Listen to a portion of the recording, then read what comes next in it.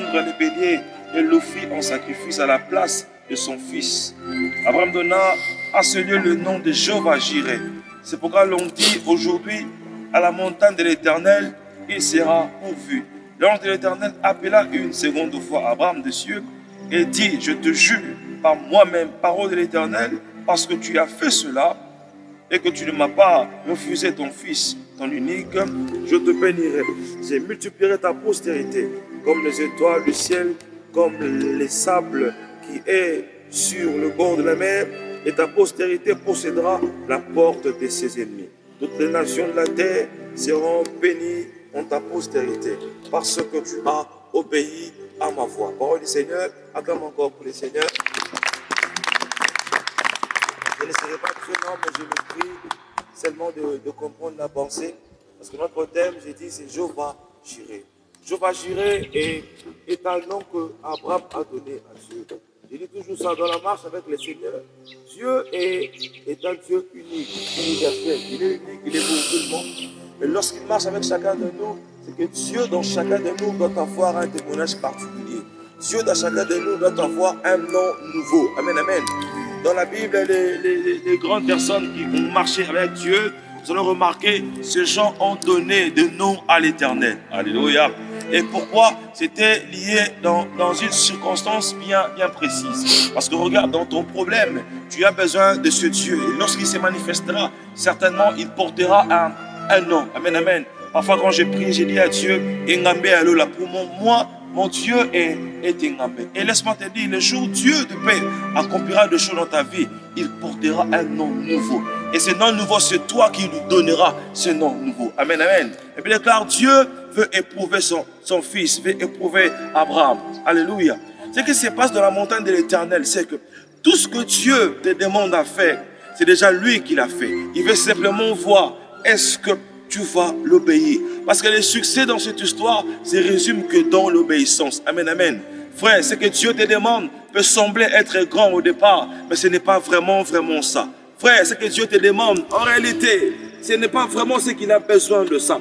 Mais Dieu sait que nous les humains, nous sommes accrochés aux choses, attachés aux choses, surtout quand elles ont de la valeur à nos yeux. Amen, amen. C'est difficile qu'on se sépare de ces choses-là. Et Dieu, lui qui est le grand roi, il est parfois, pas parfois, il veut que lui seul soit au centre de toute attention. Il veut que lui seul soit celui qui peut être aimé au-dessus de toute chose. Car il est écrit, tu aimeras ton Dieu, comment? De tout ton cœur, de toutes tes forces. Imagine un peu cette histoire. Quelqu'un qui a passé un long moment sans enfant, sans rien. Amen, amen. Parce que dans sa vie, il a Dieu, comme nous connaissons, Dieu a éprouvé cet homme.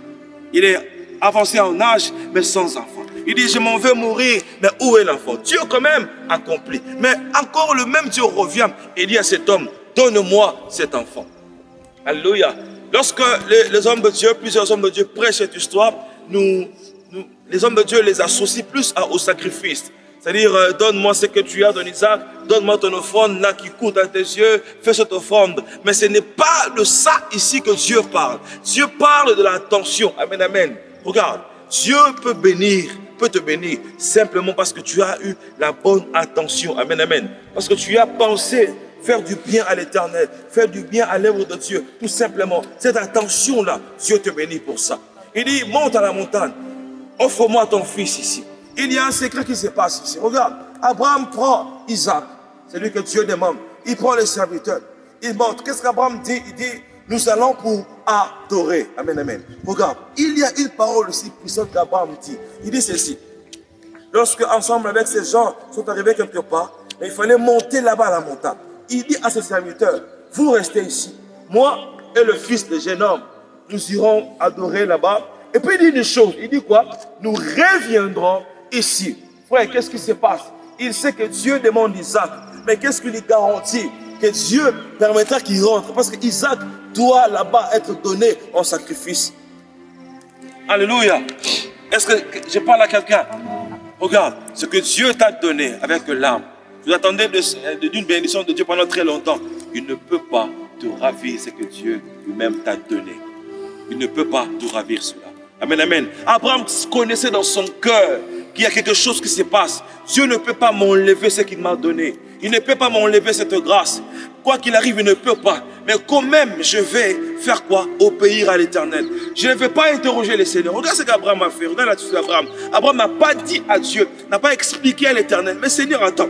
Mais cet enfant ici, tu sais comment l'histoire était longue pour l'avoir. Comment tu me demandes encore le même fils? Abraham ne dit rien. Mais ça ne suffit pas. Abraham est toujours prêt à obéir. Parce que le début de la vie d'Abraham est une vie d'obéissance. Il dit à Abraham, quitte la maison de ton père. Amen, amen. Quitte la maison de ton père. Va. Il ne précise pas où est-ce qu'Abraham doit se diriger. Mais lui, toi, va. Là, je te bénirai. La notion à retenir dans cette histoire, mon frère, ma soeur, lorsque Dieu te dit quelque chose, sois prêt à obéir. Mais je suis heureux parce que dans ce programme ici, tu as pratiqué l'obéissance. Tu as accepté de venir ici prier. Amen, amen. Et c'est une forme de prière pas facile. Tu t'es sacrifié. Alléluia. Tu as gravi ma montagne, tout ça. Presque ça la crise. C'est ça ce que Dieu avait besoin. C'est seulement ça ce que Dieu avait besoin. Parce que regarde, dans ma ligne haute, au Fandi Libanda, ce n'est pas pour rien. Parfois, lorsque Dieu veut te bénir, Dieu veut avoir une raison. Regarde, même la grâce. Hein, quand on dit la grâce est une faveur méritée ou quoi, moi je dis, rien n'est gratuit. Amen, amen. Il n'y a rien qui soit gratuit dans ce monde, ça n'existe pas. Lorsque Dieu veut te bénir, il te pousse toi-même à faire quelque chose pour lui donner l'accès. Parce que regarde, lorsque Dieu te visite, cette visitation doit être assise sur quelque chose. Qui de nous ici se dira un bon matin, oh non, j'étais en train de chercher ceci ou cela, Dieu m'a donné, mais sans faire aucun effort. Ça n'existe pas. Si tu as ce que tu avais demandé à l'Éternel, quelque part tu avais fourni un petit effort. Est-ce que je parle à quelqu'un? Mais je suis dans la joie parce que nous avons tous fourni cet effort-là de venir à la montagne. Nous avons tous fourni cet effort-là de dormir à l'extérieur, là, dans ma ligne. Amen, amen.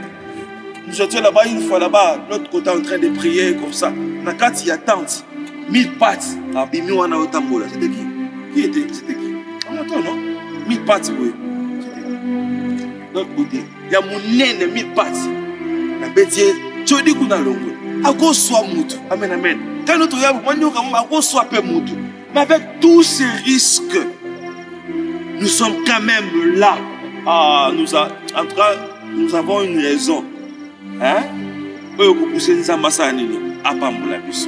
Mais voilà l'attitude, c'est que je vais te dire ce matin, il dit ceci. Nous allons simplement adorer et nous rentrerons ici avec Isaac. Or, en réalité, s'il va où il va là-bas, amen, amen. Il ne doit pas rentrer avec Isaac. Il doit rentrer comment? Seul. Parce que Dieu a demandé qui? Isaac. Mais il savait son alliance avec le Seigneur. Il savait combien il aime le Seigneur. Mon frère, si tu aimes Dieu, Dieu ne va jamais t'abandonner. J'aimerais dire à quelqu'un ici, si tu aimes Dieu, Dieu ne va jamais t'abandonner. Peu importe cette histoire a duré comment, un jour, tu diras aussi, Jéhovah, j'irai, l'Éternel pourvoira. Isaac dit ceci, Père, parce que je connais pour offrir à l'Éternel l'offrande, il faut qu'il y ait l'offrande pour faire l'holocauste. Le prépays, le feu. Il dit, je vois le feu, je vois le bois, mais je ne vois pas l'offrande. Il dit ceci, l'Éternel fera quoi? Pourvoira. Alors regarde, dans ta vie, tu dois toujours avoir ce langage. C'est que tu manques la dit, l'Éternel pourvoira. Et puis comment il dit, il pourvoira lui-même pour cela. C'est quoi? Qu'est-ce qui te manque? L'Éternel pourvoira. Est-ce que je parle à quelqu'un? C'est ton travail qui te manque. Je ne sais pas si c'est quoi. L'Éternel pourvoira. Parce que regarde, lorsque tu es dans la joie, l'Éternel est vraiment éternel. Parce que Psalmiste dit à Dieu, Seigneur, est-ce qu'un mort peut te louer? C'est moi qui suis vivant.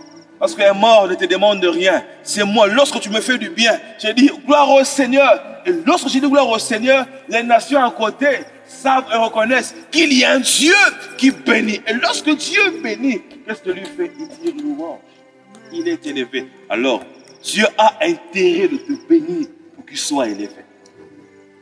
Est-ce que je parle à quelqu'un? J'ai toujours dit, ce n'est pas toi qui souffres, ce n'est pas toi seul qui souffre, ce n'est pas toi seul qui a les grands projets. Je l'ai reçu ma vie. Dieu aussi veut que ta vie réussisse. Donc, si, parce que ta vie aujourd'hui ne ressemble pas à ce que tu t'attends, c'est-à-dire n'est pas meilleure et que tu souffres, le Seigneur aussi se soucie de toi. Or, lorsque Dieu porte un souci dans son cœur, Dieu ne garde pas longtemps ce souci. Un jour, Frère, il dit à cette femme, lorsqu'il demande à manger, il dit à cette femme, pourquoi Sarah est en train de murmurer là-bas? Il dit à Sarah, l'année prochaine, amen, je reviendrai. Elle sera comment? Enceinte. Parce qu'en réalité, la situation d'Abraham inquiétait aussi le Seigneur. Mais bien parce que Dieu est le maître de temps et des circonstances. Ce n'est pas parce que l'âge est avancé que cela a bloqué les plans de Dieu. Ce n'est pas parce que je n'ai pas une main forte. Il y a ma famille qui personne ne me regarde. Que Dieu, non. Il est celui qui suscite les gens. Amen, amen. Ils arrivent sur la montagne. Et qu'est-ce qu'il fait? Il dépose, il fait l'holocauste, il lève l'autel. Parce que l'offrande est posée que sur l'autel. Et j'aimerais rappeler à quelqu'un où nous sommes ici. C'était l'autel de Dieu.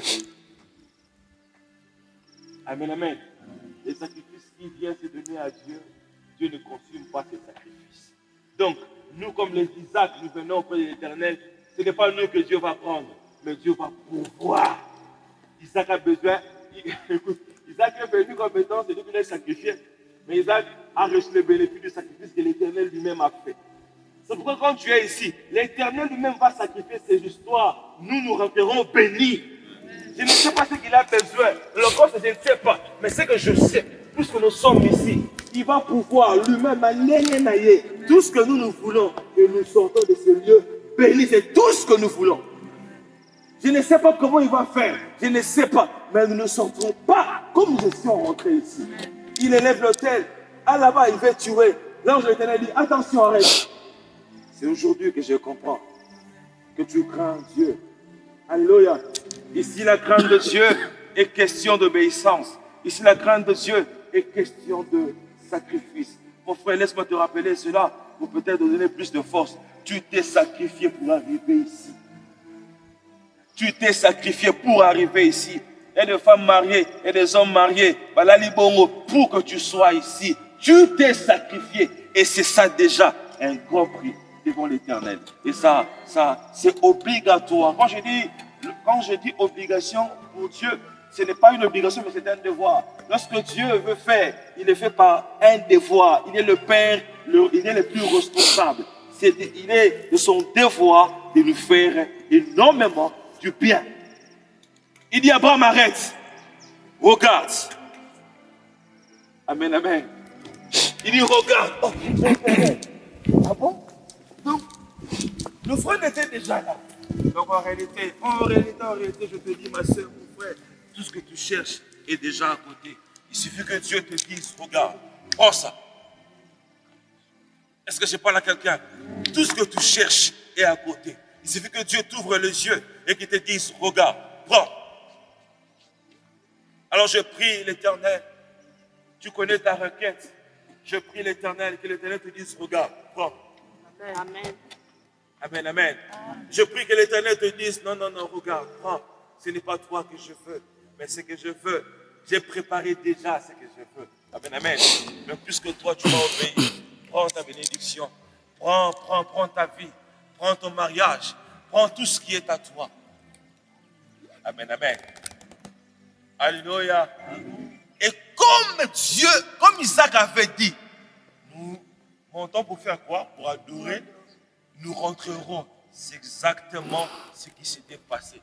Parce qu'Isaac savait, Abraham savait, Dieu est mon Dieu. Il ne m'abandonnera jamais.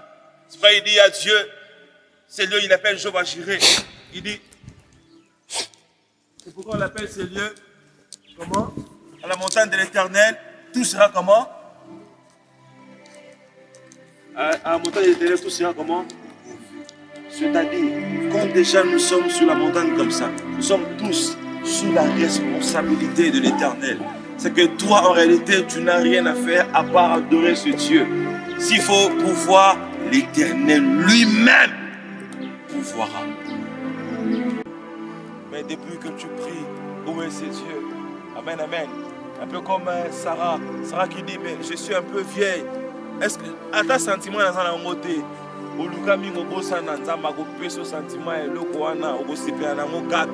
amen, amen. Je prie que l'Éternel te réjouisse autant que tu as été humilié dans ta vie. J'ai déjà fini, je commence maintenant à déclarer sur toi. J'ai pris que l'Éternel pense à ta vie. Tu as longtemps souffert, mais tu t'es sacrifié pour venir ici. Ce n'est pas en vain que le Dieu de Sinaï rencontre ta vie. Que ce Dieu qui bénit, bénisse ta vie. Que ce Dieu qui pourvoit, Jéhovah Jireh, pourvoit. C'est quoi cette histoire? C'est quoi ton problème? L'Éternel, il est cette source qui ne tarit jamais. Il est le Créateur. Il a toutes choses. Un jour, il me déclare, Pierre était en train de pécher toute la nuit, mais il n'a rien reçu. Il a fallu que les pourvoyeurs pourvoient. Sans ces pourvoyeurs, il n'y a rien. Mais il dit, va, refais encore l'action. Sous ta parole, je refais. Sous ta parole, je refais. Lorsqu'il a essayé encore à nouveau, il a vu, parce que l'Éternel avait pourvu. Laisse-moi te dire, ce matin, par la grâce de Dieu, tout ce que tu vas faire maintenant comme prière, regarde, tu as déjà prié. Peut-être les requêtes que je t'ai données ici, qu'on t'a données ici, avant de monter, au sein d'un moment dans le lac, mais tu as seulement besoin de dire, Seigneur, pourvois à mes besoins. Tu n'as pas besoin même de citer ses besoins, car Dieu te connaît. Il connaît tes peines, il connaît tes désirs, il connaît tout de toi. Comment il déclare il est dans ton livre, il donne ce que ton désir, car il sait, il écrit ceci. Avant même d'ouvrir la bouche, l'Éternel sait ce que tu désires. Alors dis à Dieu, Seigneur, du fond de mon cœur, je suis là, pourvois mes besoins. Commence à prier au nom de Jésus. Dis à Dieu, pourvois mes besoins, pourvois toi-même à mes besoins.